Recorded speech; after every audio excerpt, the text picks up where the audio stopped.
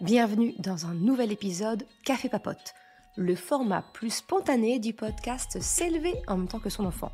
Moi, c'est Maude, coach spécialisée en parentalité bienveillante, mais surtout maman de 3 enfants. J'aide les parents à retrouver confiance en eux, à poser un cadre clair sans avoir besoin de crier et à retrouver une véritable harmonie en famille.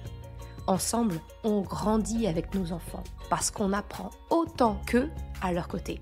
Dans les épisodes Café Papote, pas de script, juste mes réflexions, mon micro et toi.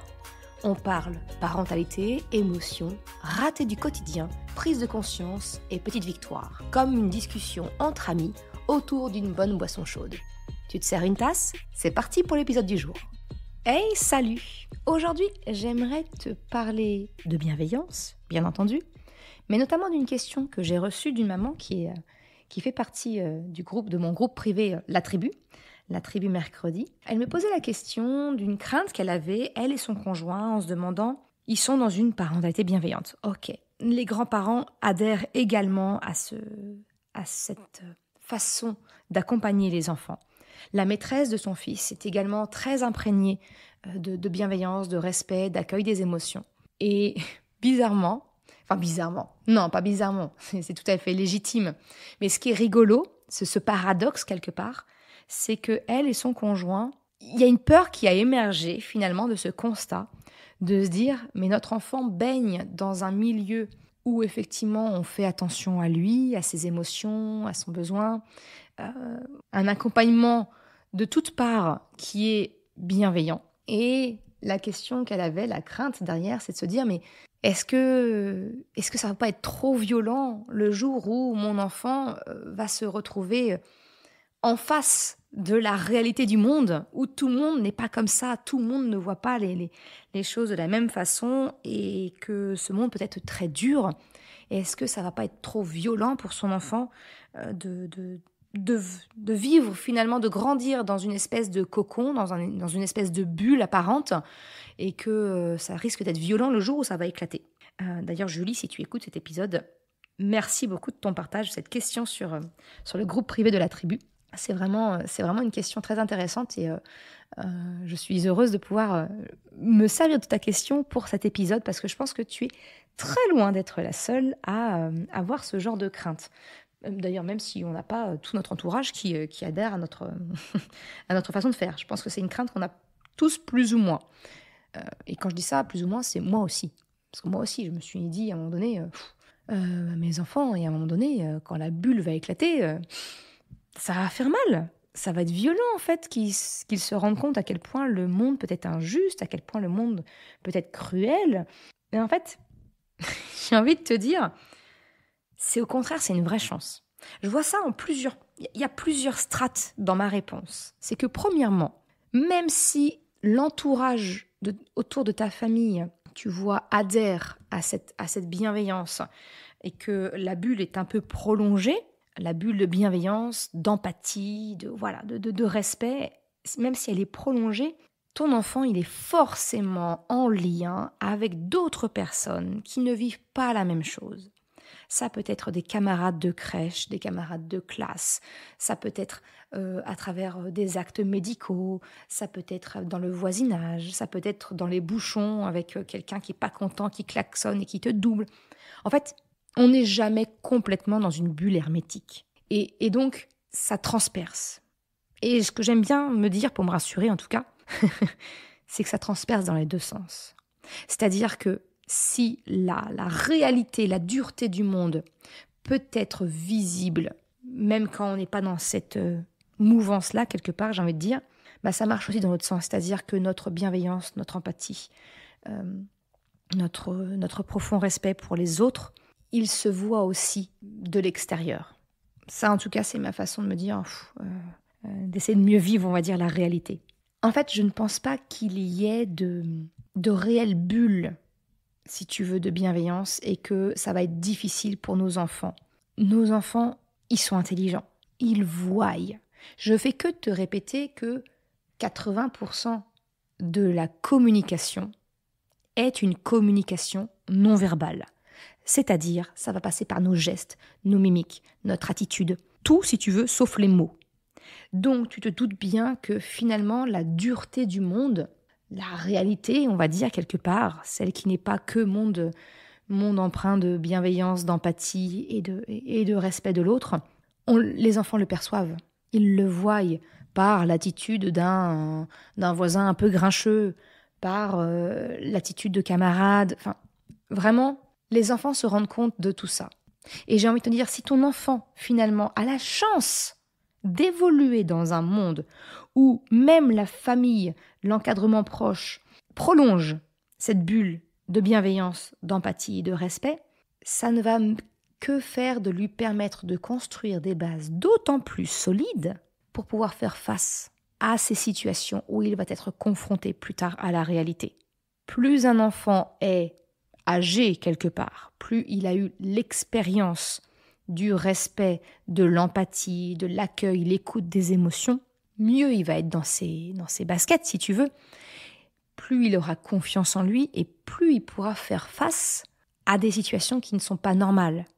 Plus il sera capable de poser des limites, de dire « mais là non en fait, je refuse qu'on me parle comme ça, je refuse que tu agisses comme ça avec moi ». Ça vient, pour moi en fait, c'est une forme de crainte qu'on peut avoir qui est finalement plus liée à une forme de projection de ce qu'on a connu.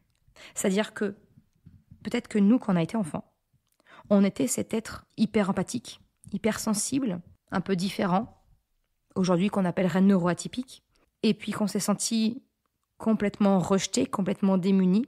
Ça vient finalement faire résonance avec une blessure passée.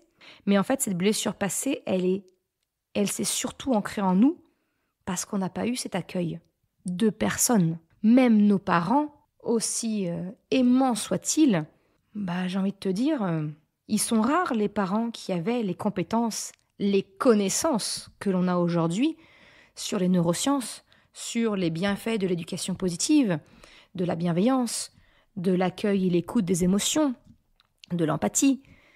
Nos parents, ils se démenaient déjà avec leurs propres blessures à eux. Alors en plus, faire face aux émotions de leurs enfants, c'était compliqué. Donc, ça veut dire que nous, on a grandi avec une forme d'absence d'accueil, avec une forme d'insécurité émotionnelle. Là où nos enfants, même s'il n'y a que toi qui pratiques la bienveillance, même si le coparent ne la pratique pas, même si les grands-parents ne pratiquent pas, ça marche aussi. Parce que dès lors que l'enfant a une personne référente en termes d'accueil des émotions, d'empathie, de bienveillance, de respect, bref, tout ce qui fait l'éducation positive, j'ai envie de te dire quelque part, c'est déjà énorme cet accueil-là. Donc en fait, il a comme un phare, tu vois, il a un point de repère pour pouvoir revenir et se recharger. Parce que effectivement, il va faire face à un monde qui ne l'est pas spécialement. J'aime bien, c'est le docteur Anne Reynaud qui utilise la métaphore du porte-avions. En fait, quand on fait le choix d'une éducation bienveillante, on est un peu le porte-avions de nos enfants, qui sont eux des avions. Et ils vont pouvoir d'autant plus explorer le monde et le monde dans toute sa réalité, c'est-à-dire même avec des gens qui ne sont pas très respectueux, qui ne sont pas empathiques, qui peuvent être violents, qui peuvent être pas sympathiques, enfin voilà, bref, voilà. Mais ils peuvent explorer ce monde-là parce qu'ils savent qu'ils ont un port d'attache sur lequel ils peuvent retourner en cas de besoin. Donc il n'y a pas de, il n'y a pas de risque à être entre guillemets trop bienveillant pour notre enfant et du coup de ne pas assez bien les préparer au monde. Au contraire, j'ai envie de te dire, le contre-exemple, il est là. Nous sommes une génération où, et puis même, regarde autour de toi, quand un enfant est élevé d'une manière classique, c'est-à-dire avec une forme de domination de l'adulte, avec une forme d'autorité, j'allais dire excessive, non, je vais juste rester sur le mot autorité, mais une autorité marquée finalement par une domination, d'accord ? Il n'y a pas de sécurité émotionnelle à proprement parler.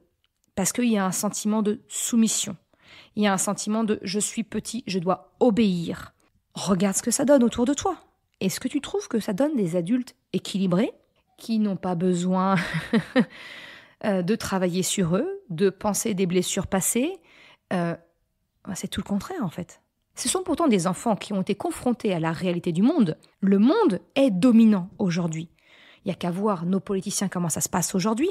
Tout n'est que domination, de faire peur à l'autre pour faire des pressions pour obtenir ce qu'on souhaite. Est-ce que ça donne une société où tout le monde se sent préparé à faire face à ce monde? Non, je ne le pense pas.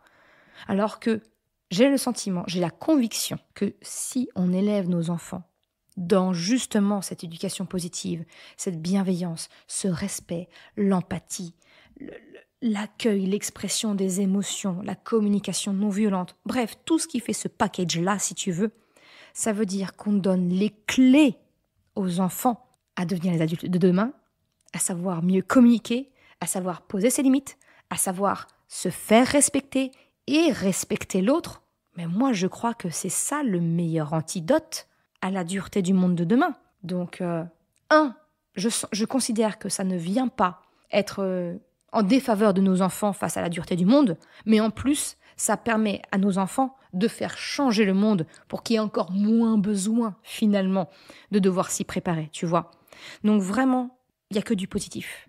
Et cette peur de ne pas préparer nos enfants à la réalité du monde ou à la dureté du monde, ce n'est, à mon sens, que l'expression de notre insécurité personnelle, de l'enfance, au-delà de l'enfance, de l'enfant intérieur que nous avons en nous, qui n'a pas été entendu, qui n'a pas été accueilli et qui s'est trouvé un peu démuni. Et pour peu que, peut-être comme moi, tu es hypersensible, ouais, c'est dur.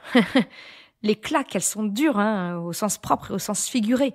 Mais pour autant, je pense que si l'enfant hypersensible que j'étais et que j'ai encore en moi, avait été aimé, accueilli, avait été choyé dans ce respect et cette empathie, je pense que j'aurais plus eu les clés pour identifier les comportements qui étaient acceptables avec moi de ceux qui n'étaient pas acceptables. Que peut-être j'aurais pu plus facilement mettre le holà sur des relations toxiques, sur des relations professionnelles qui n'étaient pas correctes. J'aurais pu peut-être plus facilement m'opposer, faire entendre ma voix, plutôt que de subir en ne disant rien, et puis en somatisant tout ça par des crises d'urticaire, par de l'eczéma, par du stress chronique, par des insomnies, par tout un tas de choses que notre corps exprime. Je ne sais pas si ça te parle, mais sache que si tu partages en tout cas la crainte de Julie qui m'a suscité cet épisode aujourd'hui, j'ai envie de te dire rassure-toi. Rassure-toi parce que au contraire, la bienveillance, on véhicule cette image de bisounours. Mais c'est pas du tout ça. C'est pas tendre la joue après qu'on nous ait claqué la première. C'est pas du tout ça la bienveillance. La bienveillance, c'est savoir respecter l'autre et se faire respecter, savoir poser ses limites. En accompagnant ton enfant, tu te rends compte du pouvoir que tu lui donnes en lui expliquant, en lui apprenant à savoir poser des limites, à savoir entendre un non, à savoir accepter la frustration. Bon nombre d'adultes ne savent pas faire ça aujourd'hui. Bon nombre d'adultes ne savent pas poser leurs limites et finissent en burn-out. Bon nombre d'adultes ne savent pas exprimer leurs émotions et sont colériques, frappent, cassent, sont violents verbalement, physiquement. Non, moi je crois que je comprends la peur, je comprends. Mais en fait cette peur, elle est liée à nous. Et je crois que sincèrement, au contraire, cette éducation positive, bienveillante, consciente, quel que soit le nom qu'on lui donne, mais qui en fait est basée sur le respect mutuel. C'est-à-dire respecter l'autre, oui, mais savoir se faire respecter aussi, c'est un très grand avantage qu'on peut donner à nos enfants. Je ne sais pas ce que tu en penses, je serais ravie d'en échanger avec toi. Je suis notamment la plus active sur Instagram, sur le compte Mercredi. Je te souhaite une excellente journée et j'espère pouvoir en échanger avec toi. Je te remercie d'avoir écouté cet épisode jusqu'à la fin. Si tu souhaites soutenir le podcast pour m'encourager à continuer à créer des épisodes, eh bien, tu peux le faire sur le site mercredi.com/soutien en me faisant un don libre. Une autre façon de m'encourager et qui est vraiment très efficace, eh bien, c'est d'en parler tout simplement autour de toi, de partager le podcast, le site Et si le cœur t'en dit, eh bien c'est également de me laisser un commentaire ou une note sur Apple Podcast, Spotify, quelle que soit la plateforme si elle te le permet. Ça m'aide vraiment à faire connaître le podcast, à diffuser ce message qu'une autre façon de la parentalité est possible. Un grand merci à celles et ceux qui prennent le temps de le faire, mais également ceux qui m'envoient des messages privés. Ça me fait toujours très chaud au cœur. Je te souhaite une excellente journée, après-midi, soirée, quel que soit le moment où tu écoutes, et je te dis à très bientôt pour un nouvel épisode. Ciao!